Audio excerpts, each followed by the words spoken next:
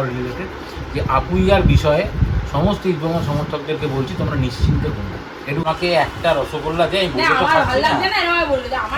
আমি তো মিষ্টি খাবো না, একটা রসগোল্লা দে।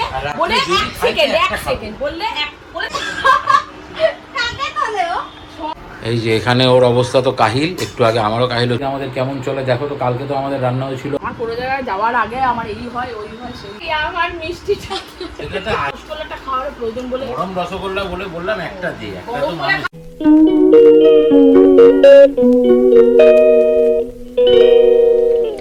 Good afternoon everyone, welcome back to the channel, welcome back to বাঙাল ছেলে সৌরভ উইথ বেটার হাত। তো দেখতেই পাচ্ছ যে আজকে আমি আমার একটা ইস্ট বেঙ্গলের টি শার্ট পরে নিয়েছি। এই টি শার্টটা আমাকে দিয়েছিল হচ্ছে গিয়ে আমার ভাইজি শ্রেয়া, যার গতকাল জন্মদিন ছিল। আমরা গেছিলাম ওদের বাড়িতে, তো দেখেছো তোমরা সেটা, গতকালের ব্লগে তো রয়েছে। আর এইখানে আমি আমার এই যে সেট আপও রেডি করে বসে আছি, কারণ এখন আমি একটা ছোট্ট ভিডিও বানাবো, যে ভিডিওটা ইস্ট বেঙ্গল রিলেটেড, সেটা এখন চ্যানেলে আপলোড হবে। আর বাদ বাকি সারাটা দিন আমাদের কেমন চলে দেখো তো। কালকে তো আমাদের রান্না হয়েছিল আলু পটল পোস্ত, বা আলু পটল পোস্ত রাত্রিবেলা, যেহেতু আমরা দাদার বাড়ি থেকেই শ্রেয়াদের বাড়ি থেকেই খাওয়া দাওয়া করে এসেছিলাম, তো সেই জন্য কিছুটা রয়ে গেছে, বাট ওটা দিয়ে তো আজকে চলবে না। তো আজকে নিয়ে এসেছি আমি মাটন, অনেকদিন বাদে আবার একটু মাটন খাচ্ছি। তো এই গরমেও খাচ্ছি, একটু পাতলা করে ঝোল করতে বলেছি। তো চলো একবার দেখাই যে রান্না বান্নার প্রসেস কতদূর।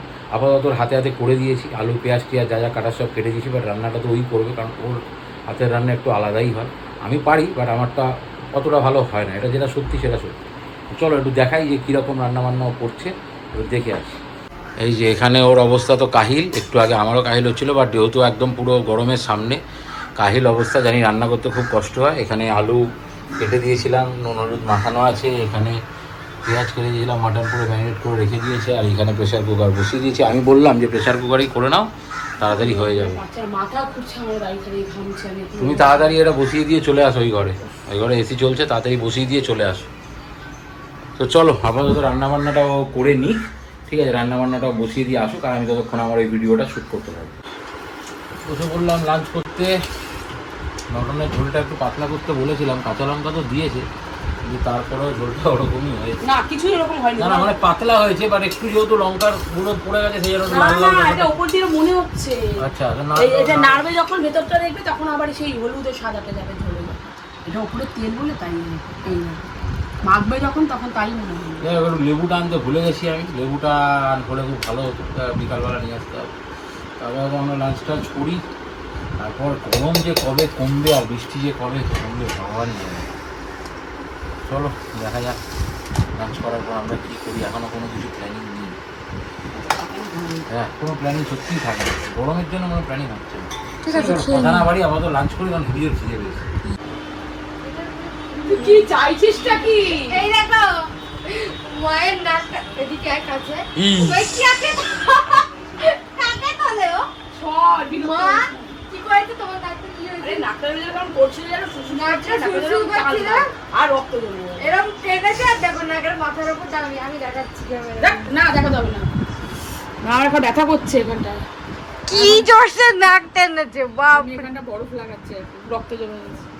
আমার কোনো জায়গায় যাওয়ার আগে আমার এই হয় ওই হয় সেই হয়। বাবা গেছে রুটি আনতে, ব্যথা করছে, রক্তটা এখানটা জমাট বেজে গেছে, লাল হয়ে গেছে। ওরই এখন দেখানো চলবে।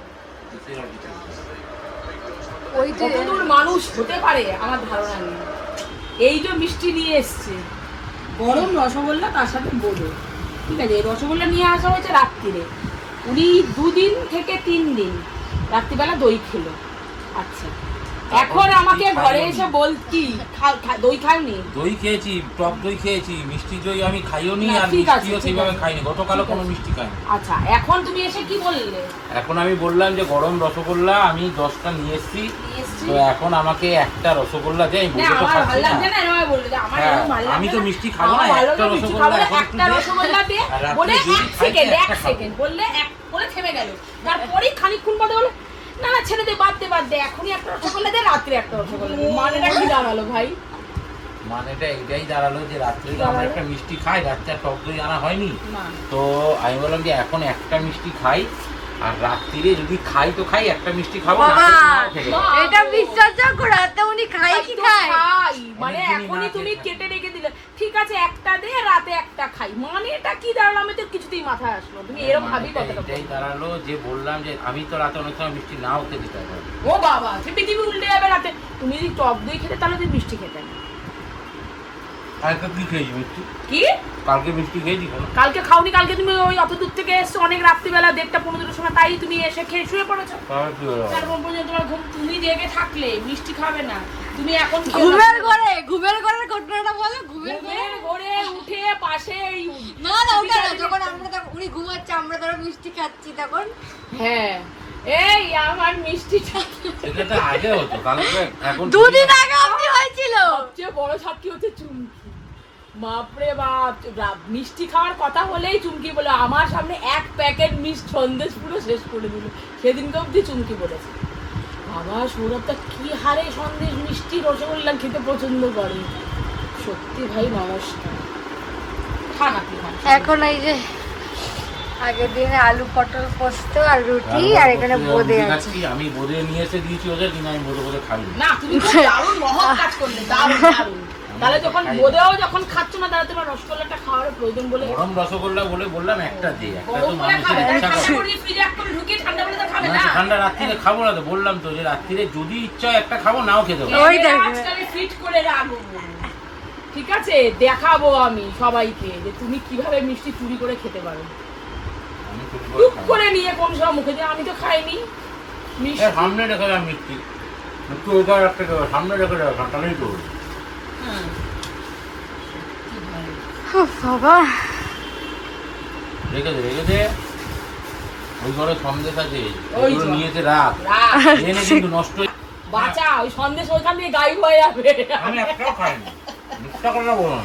মিথ্যে কথা বলো না, আবার তারপরে? সন্দেশ না বলো, ওইখানে সন্দেশ আছে। আমি ওই সন্দেশগুলো 2-3 দিন হয়ে গেছে। ঠিক আছে, এবার আমরা খেয়ে নিই। হ্যাঁ।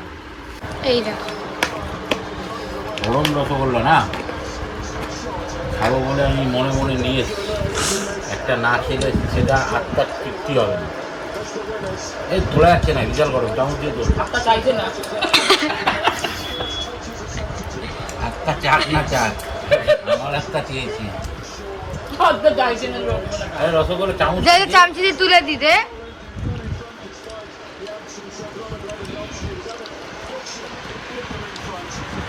আবার নরম নরম, পুরো একদম খেতে গেল। গরম গরম গরম পুরো। ছেড়ে দাও।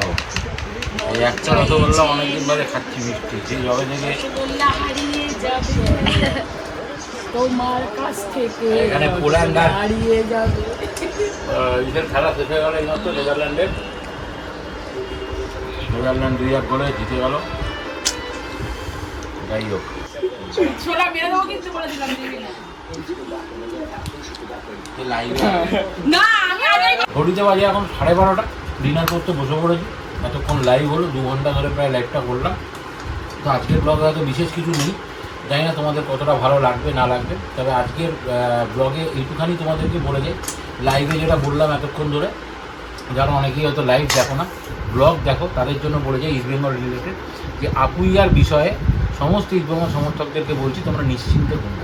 একটুখানি বলতে পারি, ইয়াতে এঠো, তাই ইয়াতে বুঝতে পারছি না, তোমরা নিশ্চিন্তে ঘুমাও, কোনো চিন্তা করার কিছু নেই। শুধুমাত্র একটুখানি বললাম যে আপুইয়ার জন্য নিশ্চিন্তেই ঘুমাও, আপুইয়া ইস্ট বেঙ্গল জার্সিতেই আসছে, একটুখানি বললাম। তো আজকের মতো ব্লগটা এখানেই শেষ করছি। চ্যানেলটাকে অতি অবশ্যই সাবস্ক্রাইব করে তাড়াতাড়ি আমাদের ফ্যামিলি মেম্বার হয়ে যাও। ইনস্টাগ্রামে আমাদের এই নামে পেজ রয়েছে, প্লিজ ইনস্টাগ্রামের পেজটাকেও ফলো করে দিন। আজকের মতো গুড নাইট, সবাই সুস্থ থেকো, ভালো থেকো, জয় ইস্ট বেঙ্গল।